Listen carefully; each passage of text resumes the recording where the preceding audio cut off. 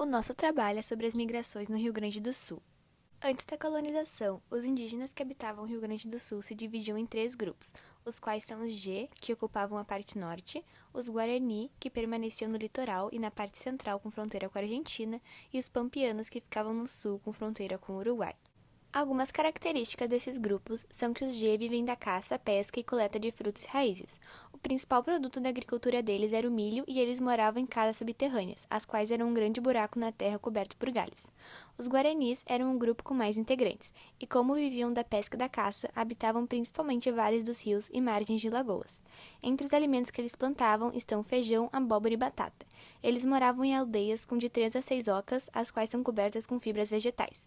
Os pampianos eram o menor grupo e viviam em campos e áreas com águas. Eles não praticavam agricultura e dependiam da caça, pesca e da coleta de frutos e raízes. Eles usavam os cavalos como transporte e auxílio na caça e o gado como alimento. Agora a gente vai falar sobre os principais imigrantes que vieram para o Rio Grande do Sul. Em 1609, os padres jesuítas, que eram missionários da Companhia de Jesus, iniciaram um trabalho de evangelização dos índios na província do Paraguai e obtiveram grande sucesso com os grupos Guarani, que viviam em um sistema seminômade. O interesse do Império Espanhol era tomar posse das terras da Bacia Platina, tendo como principal objetivo a conversão dos indígenas ao cristianismo. Entre 1609 e 1706, os jesuítas expandiram seus trabalhos pela região de Itape, que é o atual Rio Grande do Sul, onde foram fundados povoados como o de Santo Tomé e São Miguel. Portanto, a dilatação das missões do Paraguai para o atual território rio-grandense ocorreu já na primeira fase missioneira, de 1626 a 1637. Nesse período de 11 anos, foram fundados 18 povoados, porém não houve condição para o desenvolvimento de reduções devido à resistência indígena aos colonizadores e à ação criminosa dos bandeirantes paulistas. Em 1641, houve a Batalha de Mamboré entre os Guarani e os bandeirantes. Após isso, os padres missionários fugiram do Rio Grande do Sul e se instalaram no que é atualmente território argentino, deixando para trás o gado trazido pelo jesuíta Cristóvão de Mendonça. A multiplicação desses animais também foi motivo para o retorno dos missionários 40 anos depois. A partir de 1682, os padres voltaram para fundar os 7 povos das missões, por orientação do Império Espanhol. Eles não tinham como objetivo apenas catequizar os indígenas, mas também garantir a posse das terras espanholas que estavam sendo invadidas pelos portugueses. Nessa segunda fase missioneira foram fundadas as reduções, sendo eles os primeiros núcleos urbanos no RS. O primeiro povoado foi São Francisco de Borja, em 1682. Além disso, em 1687 foi reerguida a redução de São Miguel Arcanjo. Outros imigrantes que vieram para o Rio Grande do Sul foram os açorianos. A erupção vulcânica na ilha de Faial, uma das 9 ilhas do arquipélago de Açores, pertencentes a Portugal, trouxe muitos prejuízos aos moradores. Eles foram transferidos para outras ilhas do arquipélago, porém a consequente superpopulação delas, somadas com a falta de terras para o plantio e a miséria em que estavam vivendo, levaram os açorianos a pedir novas terras ao rei. Em 1748, os primeiros casais açorianos chegaram a Santa Catarina e em 1752 vieram para o Rio Grande do Sul. Eles serão levados para a região missioneira, mas, enquanto o Tratado de Madrid não era cumprido, foram conduzidos para vários núcleos, como Rio Grande, Viamão, Porto de Viamão, Porto Alegre e Rio Pardo. Depois da invasão espanhola, alguns casais foram para o Uruguai e outros fugiram para o norte, povoando regiões como Taquari, Santo Antônio da Patrulha e Cachoeira. Além disso, alguns adquiriram Sesmarias, se instalando na campanha gaúcha. Os açorianos se adaptaram bem ao Rio Grande de São Pedro, se dedicando à agricultura e plantando produtos como trigo, algodão, arroz e uva. Em 1740, o primeiro grupo de povoadores organizados e apoiados oficialmente pelo governo veio da Ilha dos Açores e foram acomodados nas proximidades de Porto de Dornelles. Essa população deu origem à cidade de Porto Alegre, onde foi construído o Monumento aos Açorianos, em homenagem à chegada dos primeiros 60 casais açorianos que se instalaram na atual capital do Rio Grande do Sul. Analisando esse mapa, é possível perceber que o pinhão é uma tradição dos G, o chimarrão dos Guaranis e o churrasco dos Pampianos. Os negros no Rio Grande do Sul. No início do século XVIII, muitas pessoas negras foram trazidas ao Brasil por conta da escravidão, e no estado do Rio Grande do Sul não foi diferente. Inicialmente, eram empregados nas charqueadas e logo começaram a atuar em tarefas braçais, sendo os principais responsáveis pela economia dar certo. A cidade de Pelotas e Rio Grande possuem uma população muito grande de pessoas negras, exatamente por conta das charqueadas.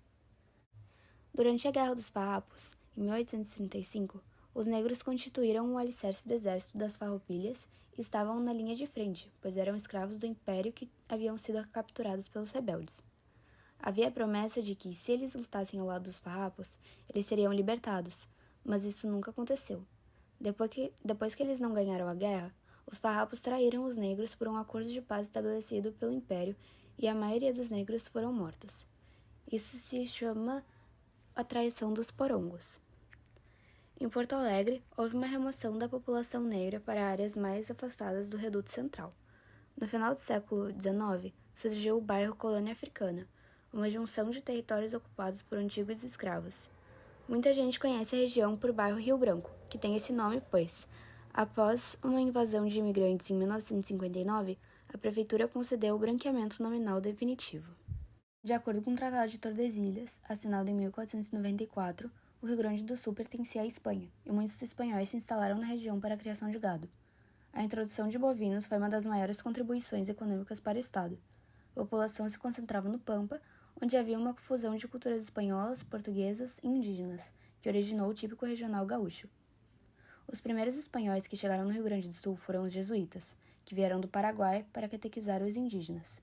No século XVIII, foi assinado o Tratado de Madrid, através do qual estabeleceu-se a alteração da colônia de Sacramento pelos Sete Povos, mais conhecido por Missões, cujas populações indígenas seriam transferidas para a área espanhola além do rio Uruguai. Esse tratado foi anulado e a linha de Tordesilhas foi reestabelecida. A população que havia ido para os outros estados voltou para o Rio Grande do Sul e, devido à proximidade do Paraguai, Uruguai e Argentina com o estado, muitas pessoas acabaram ficando perto das fronteiras. A imigração alemã.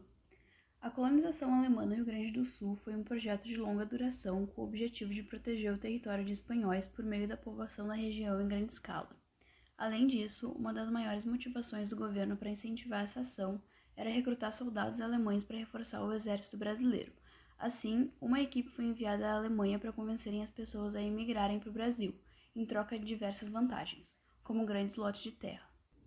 Os primeiros colonos chegaram no ano de 1824 e foram instalados em terras no Vale do Rio dos Sinos. Os imigrantes eram compostos por agricultores, artesãos e trabalhadores aptos a melhorar o mercado interno, principalmente pelo desenvolvimento de pequenas manufaturas. Com o tempo, muitas colônias prosperaram e outras foram se dispersando. Assim foram surgindo novas necessidades para os imigrantes alemães, que estabeleceram escolas, oficinas e até mesmo pequenas indústrias.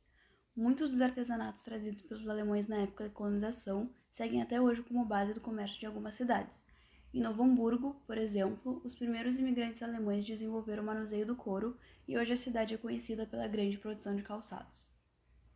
A imigração alemã marcou a cultura do Rio Grande do Sul de inúmeras formas, trazendo inovações para culinária, lazer e até mesmo festas típicas, como a famosa Oktoberfest.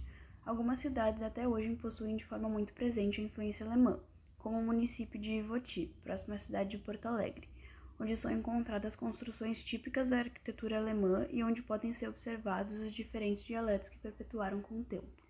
As maiores imigrações italianas ocorreram a partir de 1870. Entretanto, já havia alguns italianos no sul do Brasil, como Giuseppe Garibaldi, que foi importante na Revolução Farroupilha. Um fator que contribuiu para a vinda dos italianos foi a Guerra do Paraguai, uma vez que o imperador Dom Pedro II visitou Uruguaiana para incentivar os soldados a lutar e percebeu que esse lugar era pouco habitado. Sendo assim, ele queria atrair colonos para impedir invasões. A partir de 1870, a imigração italiana se intensificou, principalmente por causa da pobreza na Itália. Os italianos queriam fugir das epidemias, guerras e falta de terras, dado que vários eram agricultores. Essas pessoas saíam de Lombardia, Veneto e Tiro e desembarcavam no Rio de Janeiro para depois vir para o sul do Brasil, onde havia propagandas afirmando que o enriquecimento de imigrantes seria fácil. Entre 80 e 100 mil italianos passaram a habitar várias colônias imperiais, como em 1874 a colônia Dona Isabel, que é conhecida atualmente como Bento Gonçalves, e a Conde de Edu, conhecida como Garibaldi. Em 1875 a colônia Fundo de Nova Palmira, que é Caxias do Sul. Em 1877 a Silveira Martins, que se encontra próxima a Santa Maria. Em 1874 a colônia Álvaro Chaves, conhecida como Veranópolis. E em 1885 São Marcos e Antônio Prado. Os italianos enfrentaram várias dificuldades na imigração, porque não tinham casa nem comida, tinham que fazer trilhas a pé carregando utensílios nas costas, estavam longe das grandes cidades e não tinham estradas para exportar produtos. Apesar dessas condições desfavoráveis, contribuíram para a formação de hábitos que seguem até hoje, como o consumo de pizza, massa, queijo, vinho, polenta, salame e pão. A Polônia tinha o seu território dividido entre os impérios prussiano, austríaco e russo no século XIX. Com o fim da escravidão e a instalação do capitalismo, os camponeses não tinham muitas terras, estavam perdendo a sua independência e o meio rural estava passando por uma crise econômica. Por esses motivos, eles queriam sair de seu país, migrando principalmente para os Estados Unidos e o Brasil. Os poloneses receberam lotes no Rio Grande do Sul para construir moradias, plantações e criar animais. Dessa maneira, eles se estabeleceram aqui e, como eram muito religiosos, construíram várias capelas. A cidade com mais poloneses hoje em dia se chama Áurea, no Rio Grande do Sul, e entre as várias tradições há o consumo de pão, geleia, chá e café. A colonização japonesa no Rio Grande do Sul teve início no ano de 1956, quando os jovens imigrantes desembarcaram do navio Brasil Maru para trabalhar principalmente na agricultura. Nos anos seguintes, muitos outros imigrantes japoneses chegaram ao estado e se estabeleceram com suas famílias em diversos municípios. Algumas cidades que se destacam por suas grandes colônias japonesas são Gravataí, Pelotas, Santa Maria, Viamão e Ivoti, que é a maior colônia japonesa do estado, onde os imigrantes se dedicaram ao comércio de flores e hortaliças. Essas cidades guardam uma rica herança cultural desde a chegada dos primeiros trabalhadores japoneses no estado, como documentos trazidos pelos viajantes, roupas típicas e ferramentas. As famílias foram aos poucos se expandindo e ocupando outras cidades, levando suas tradições e costumes por muitas regiões do Rio Grande do Sul. Nas grandes colônias, até hoje os descendentes dos primeiros imigrantes dão continuidade ao comércio de plantações de frutas, verduras e flores, ou seja, atividades ligadas principalmente à terra.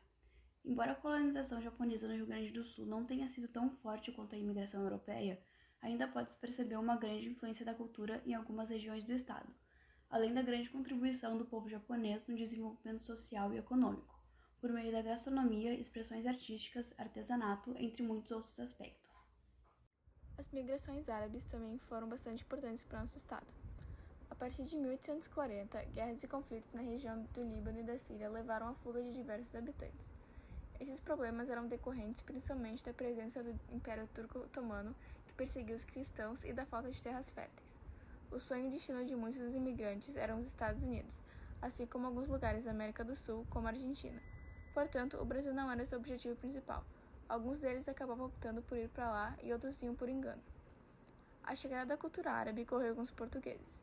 Depois de várias invasões mouras, a Península Ibérica absorveu parte dos hábitos desse povo e os repassou para as terras colonizadas.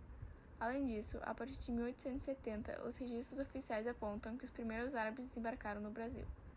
Eles eram de origem síria e libanesa principalmente. A partir de 1880, o fluxo de árabes para o Brasil se intensificou. Isso ocorreu após 2 visitas do imperador Dom Pedro II à África e ao Oriente Médio, as quais acabaram por apresentar um novo país aos habitantes daquela parte do globo. Nas últimas décadas do século XIX, houve a chegada dos primeiros jovens sírios, libaneses e palestinos ao Rio Grande do Sul. A maior parte deles se estabeleceu nas maiores cidades, com lojas de miudezas, armarinhos ou tecidos. Antes disso, eles comercializavam de maneira ambulante. Além disso, a chegada dos árabes coincidiu com uma boa fase da indústria de charqueadas no sul e com o desenvolvimento comercial e industrial da capital. Na época, houve também a instalação de novos núcleos de colonização implantados em áreas não exploradas ao norte e noroeste do estado. No entanto, dos 2.000 imigrantes, cerca de 20% se espalhou pelo interior. E essas foram nossas fontes utilizadas.